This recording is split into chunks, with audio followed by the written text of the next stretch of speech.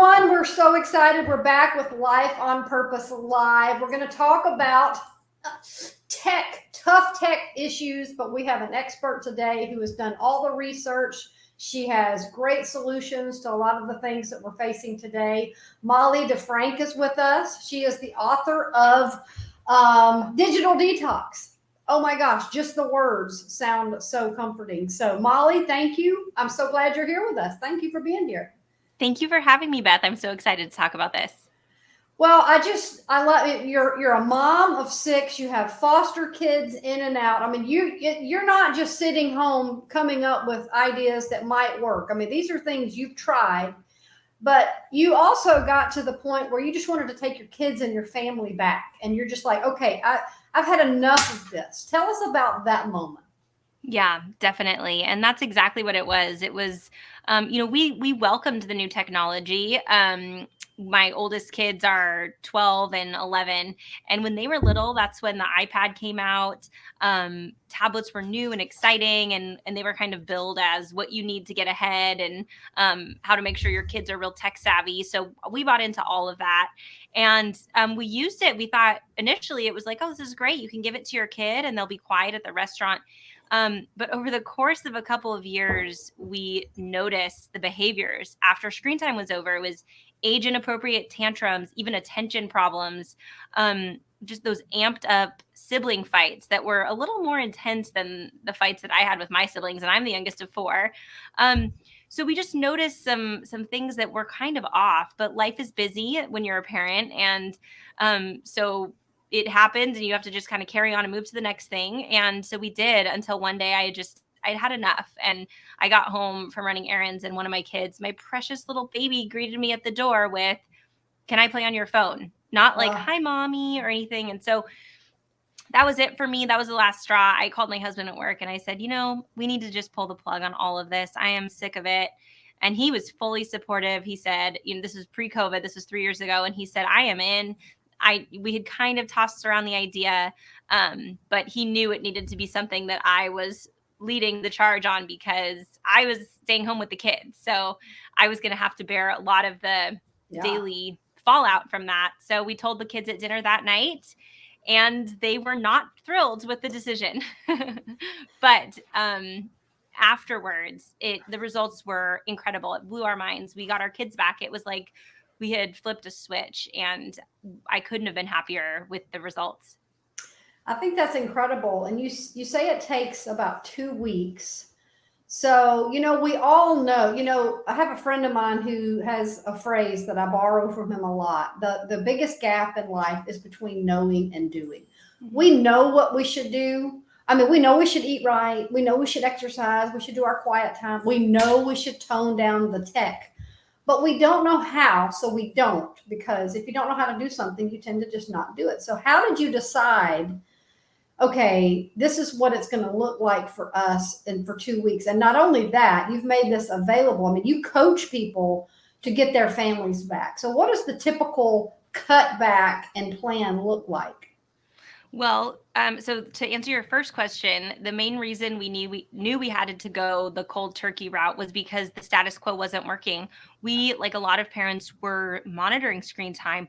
We were keeping limits. We were setting timers, and we thought that we were doing a good job and being responsible about it, but still we found those negative behaviors at the end of the screen time. And so we knew something drastic had to change if we wanted big results. And I didn't know how drastic and how positive and how successful the detox would be.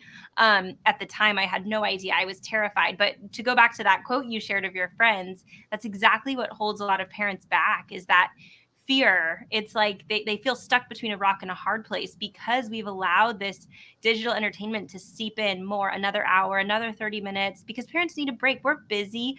Parents are working. It's not like most of the parents I work with, they're using this technology so that they can get a load of laundry done or get some work done or talk to a physician or a teacher. They're not being irresponsible. They're trying to address this. It's just the status quo isn't working. And so the reason why you need to do the detox to start over, it's like a spring cleaning for your digital consumption.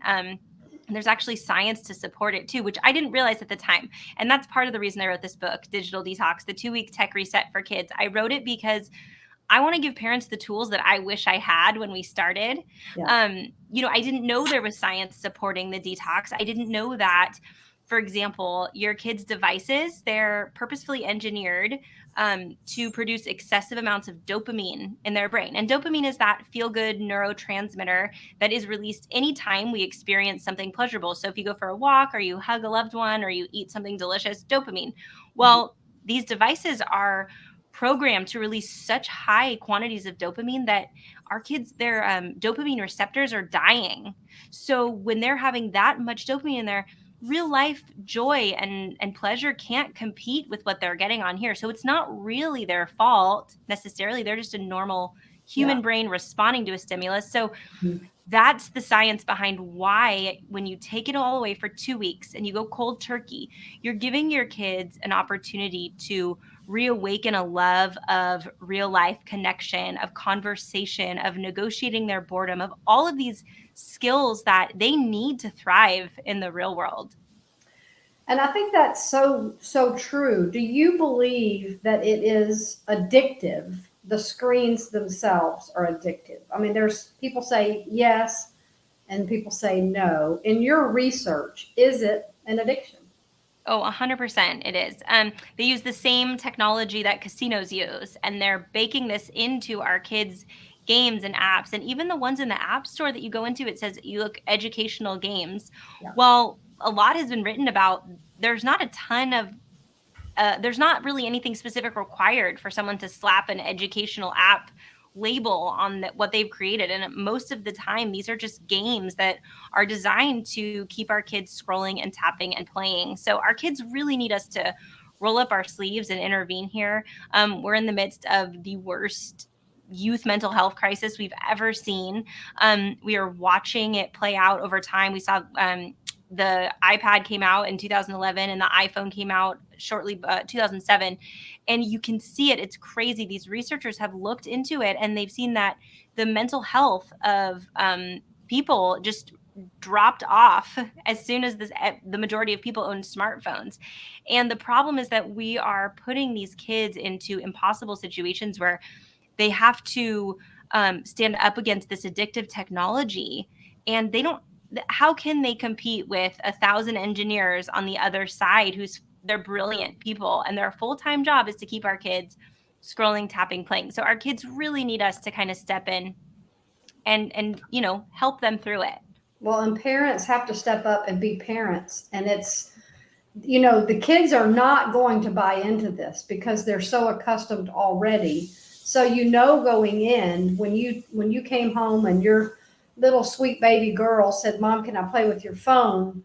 You knew that that was a bad sign. So what did it look like when you talked to your family and you said, "Here's our new plan and the 2-week detox"? I mean, you got your kids back. And Yeah. they thanked you at the end of the 2 weeks, Yeah. but I'm sure that day one was not "thank you, Mom."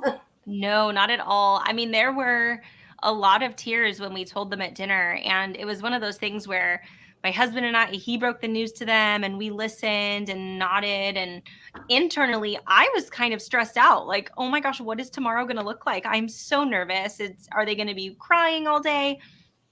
But on the other side of that fear, and I think that's the leap that most parents, where they pause because they're thinking, well, we're already addressing this, Mhm. even though they're not getting the results they want. But if you can push through, and that's the hardest part of the detox by far, is Yeah. breaking the news to the kids. But if you can get on the same page as your spouse and really get the big picture, get that 30,000 foot view where you're looking at, gosh, what do we want to accomplish here? Are we just trying to numb our kids out until they turn 18 and move out so that we can get our stuff done? Or do we have a game plan? Like, what do we want to cultivate in our kids? And are we doing that, or are we just getting through the days? So the book is really Digital Detox. It's really even more than getting through the digital dumpster. It's kind of how to remove that filter so that you can really connect with your kids and study them like never before and cultivate their giftings.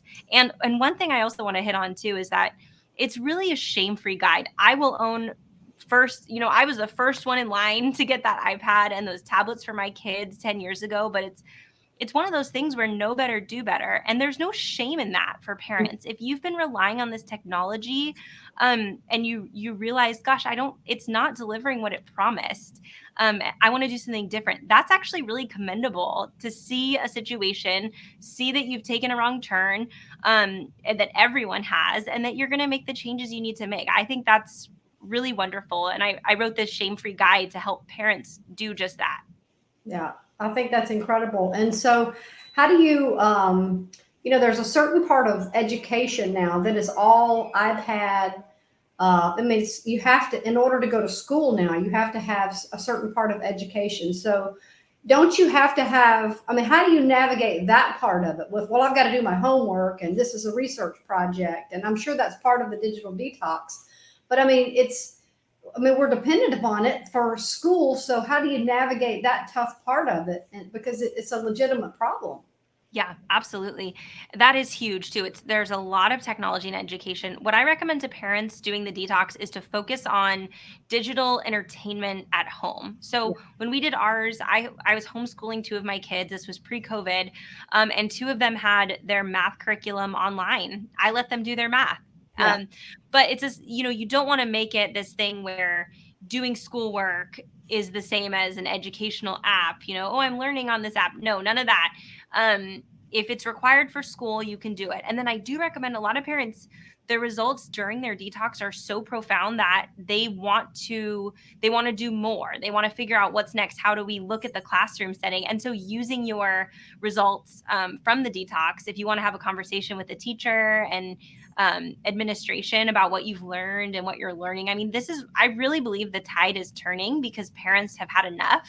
Yeah. Our kids are being harmed. There's actually a recent survey out. It says 7 in 10 parents are concerned that their kids are turning into internet zombies. Yeah. So this is a huge concern for parents. And for too long, we've been buying into the digital marketing and not the science and the data. But we're done with that. I really believe that, especially in the wake of COVID, we've seen exactly what happens when we force everyone online, and it's not good. It's not good for mental health, especially for our kids. But parents are divinely appointed to guide their kids through this, and you can absolutely do it.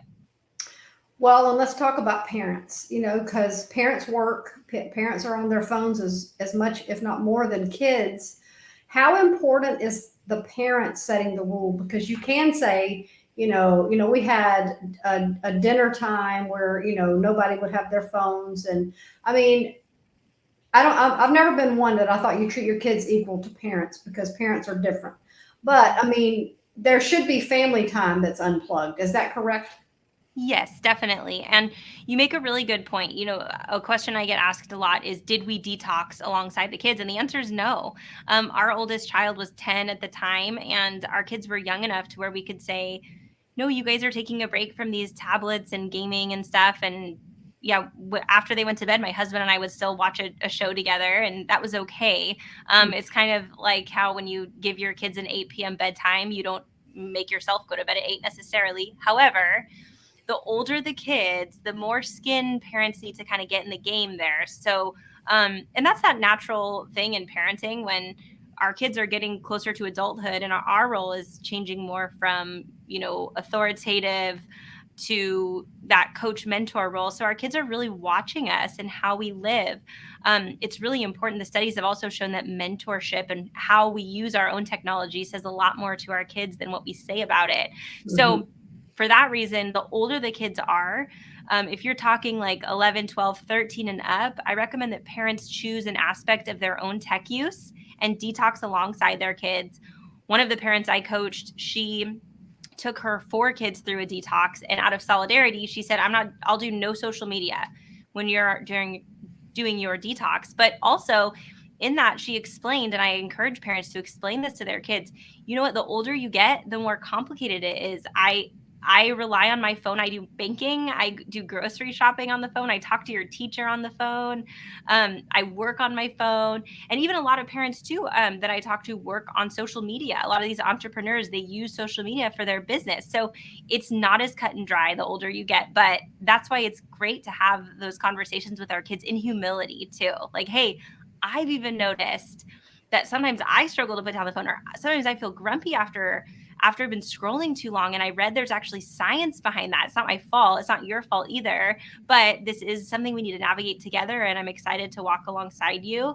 And that's really powerful for our kids to watch their parents kind of own their own vulnerabilities. And I mean, that's a guide I'd want to follow, is a parent who's owning their stuff and then wanting to move forward. Yeah, and I want to backtrack just on something about the science, because when our daughter, she's 27 now, and she's grown and got her own kids, but when she was in third grade, she was diagnosed with dyslexia, and we had vision therapy. And the vision therapist said our eyes were never meant to just do this. That's why we have panoramic ability, and our eyes are gifts, because we get to see the world and we get to, see things passing by and be alert. But what are we doing to our eyes when this is what we do? Because I just remember being profoundly impacted by the vision therapist, because she was talking about the detriment of, where our eyes are becoming weaker because we're not using them to the full capacity. Does that make sense? I mean, Yeah, you are spot on, Beth. Absolutely. And there was one other family that comes to mind that I helped coach them through their detox. And the mom told me, she said, I had taken my daughter to the eye doctor, and he told me it's her screens are ruining her eyes. And I have another eye doctor who actually endorsed the book, saying this is a huge problem and people don't even talk about vision. So that's a really good point. And not only vision, but you look across disciplines. You see speech therapists. You notice they recently relaxed those speech milestones. I have a speech therapist endorsed the book as well. She told me that kids can't learn functional language from a device. And a lot of these parents will come in and say, well, do you have an app to help my kids? They like apps, they like YouTube. And she's saying, no, you need to get on the floor and play with your kids. And so I looked into some of these studies, and it's back and forth conversation from a loving caregiver. That's how kids learn language. So you've got vision, you've got speech, you've got occupational therapists telling us they're seeing these new problems, and this is wild. They're calling it virtual autism, where these kids are presenting like they're autistic, and it's not autism. It's the overuse of screens, and they're not developing the systems the way that kids have for all of this time. So it's really across the spectrum, and mental health too. Therapists will tell you it's a huge struggle. Pastors, teachers. So across the spectrum, people will tell you, and there are books written about, this is the problem from all these different vantage points. But what I wanted to do was kind of grab just enough of that together to support what we're doing. But the main thing in Digital Detox, the book I wrote, is to give parents a path through all that, so that we can prevent it and even reverse it if you're already there. There's so much hope for parents who feel stuck with the screen time struggle. There is so much hope. And that's why I love talking about this, because there's a way out of it, and it's so simple. And even if the first couple days aren't easy, your results will repay dividends. I promise you. You'll see your kids like never before. I bet. And I like to say that good communication results in good relationships. Great communication results in great relationship. But when you are not digital detoxing and you're digital focused instead, you reduce the ability. I mean, skilled communicators go far in life very quickly, but we're losing with the screens so much of that ability. And like you said earlier, is really tough. So communication and great conversation is completely lost. Therefore, intimacy and relationship, by the time people become adults, they don't understand what's wrong, but it goes back to the inability to communicate. Oh, 100%. And I'm thinking of two separate studies that I've heard of.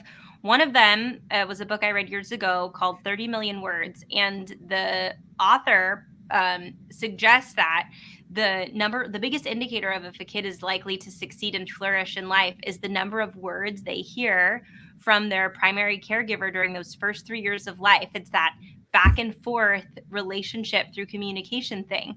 So that for our early childhood experiences, and then looking later, and as a foster parent, we learned that the biggest factor that plays into whether or not kids will flourish into adulthood, even kids who've been through trauma, the biggest thing is to have one caring adult. If they have one caring adult, a relationship that they can go to this person, they can count on this person, they can just talk to them about everything and about nothing. And you look at those things from an early perspective and from that older perspective, and it's relationship, and our kids need that, and they're being deprived of it. And with the social media stuff too, and that's more for like tweens and I want to talk about that though, yeah. because adults struggle with this as well. I mean, I can look at somebody who did something fantastic and feel like, oh my gosh, I'm so far behind. I mean, it's ridiculous. It's such we've got to train ourselves to not get distracted and, disillusioned by comparing ourselves with others. So how do we do that? Because, if you, like you said earlier, I'm in business and I do have to do a lot of social media, and I've gotten so much better about not getting caught up in what other people are doing and being able to truly celebrate and be yay happy for them. But I mean, teenagers and early 20s, I mean, this is incredible pressure on people to try to measure up to what looks like perfection, right? Yep.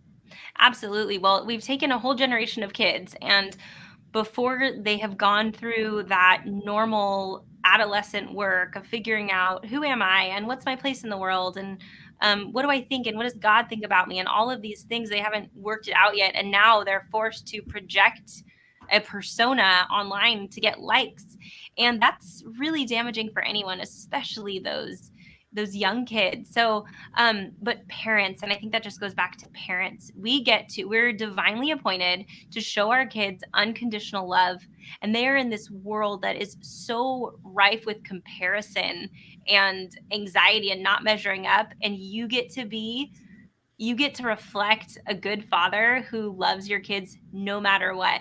When in their most awkward, in their most grumpy, you love your kids, and there's a way through it. And so when they have that bedrock of relationship with mom and dad, mom or dad, or even a loving grandparent, just a solid adult for them, it really it can be completely life changing. Yeah.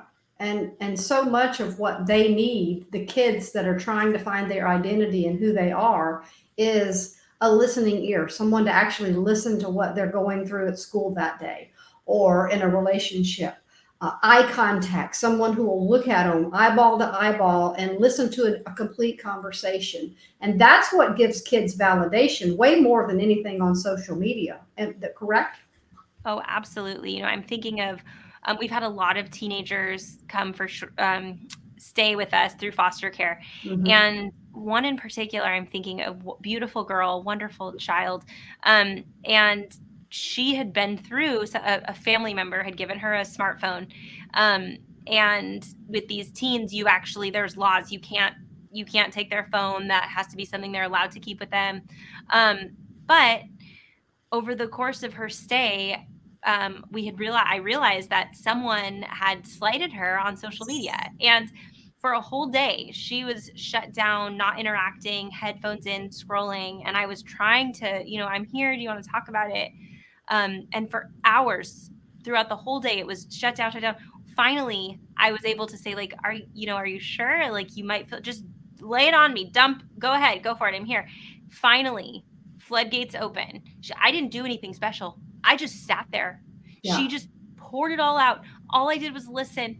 And within 10 minutes, whenever she was done, I said, well, do you feel better? Like, I completely understand that you're hurt. What do you think? And she was like, oh yeah, that I feel so much better. I feel so much better than listening to my music and numbing out. And of course we do. We need that. We need that back and forth human contact, that connection. Yeah. We're wired to need that. And we as parents get to provide that for our kids. But it's harder now because sometimes we assume wrongly that if our kids are quiet and in their rooms that they're fine, but they're not fine, No. because we have opened, when you give your kids access to any sort of smart device, anything that connects to the internet, a smartphone, an iPad, a computer, you've opened up these channels, all of them, to come into your child's mind and eyes. And so we just need to be mindful of that and to navigate that well.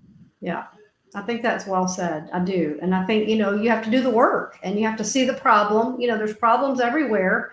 and you have to look for the solution that best suits your family, but then follow through on the whole entire plan.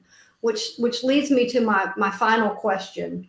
So you're very aware of what God's called you to do. You're living your life of purpose on purpose. And a lot of people struggle with that. A lot of people are like, if God would just make it easy for me to know what to do, I would go do it, or, that type of thing. But you saw a problem that was existent in the world, and you tackled the problem that was within your family, and you decided to help not just your family, but other families. And you're living purposefully, and you're walking with people through the same freedom experience that you had. What do you say to someone who doesn't really feel a sense of, okay, this is my it, but yet we're in the world, we see so many problems, but sometimes it's just a matter of reaching out and jumping into something. Correct? I mean, you saw a problem, you became a solution.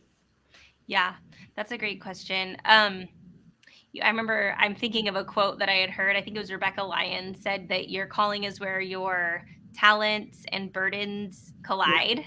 Hmm. And then holding that at the same time with that quote, this is, if you want to change the world, go home and love your family.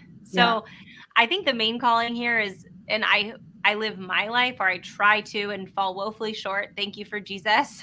Yes. um, but my hope is that the driving force in my life is to love God and love people. And so when we do that, and we do it with whatever he's called us to that's right in front of us, um, I think he will, he shows us what he wants us to be doing.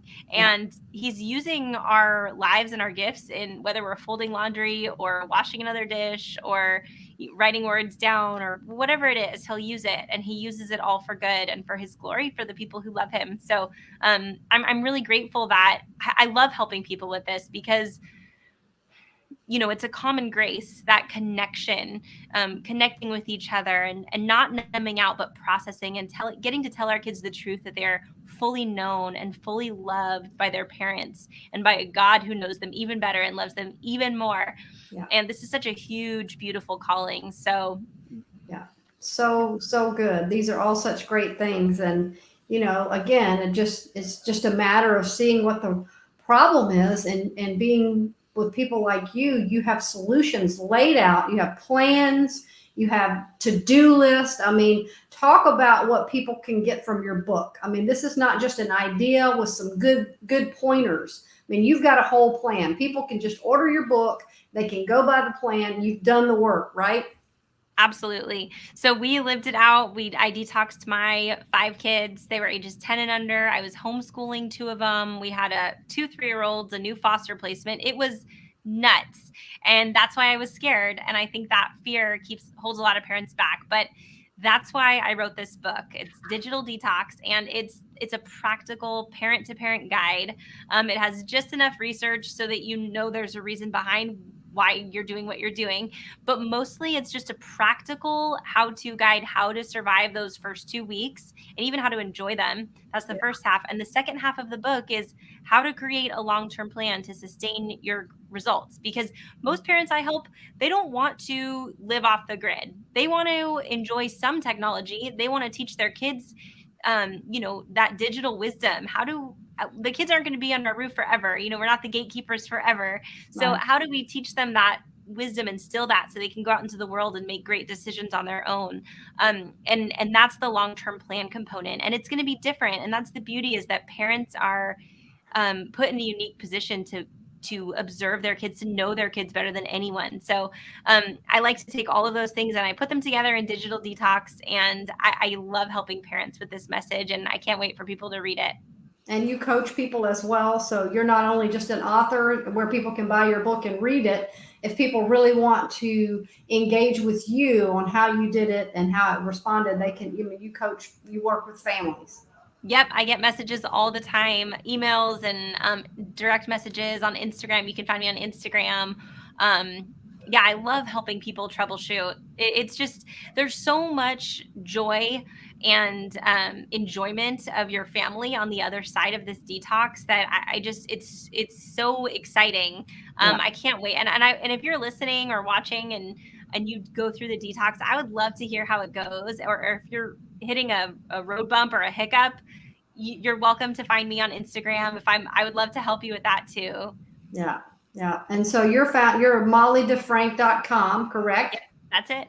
Everything is there and available. So that's the great thing about the body of Christ, is for any problem, someone's got a solution. We just have to be able to know where to look. And this is a great, great thing you're doing here. And I'm so happy that you're doing it.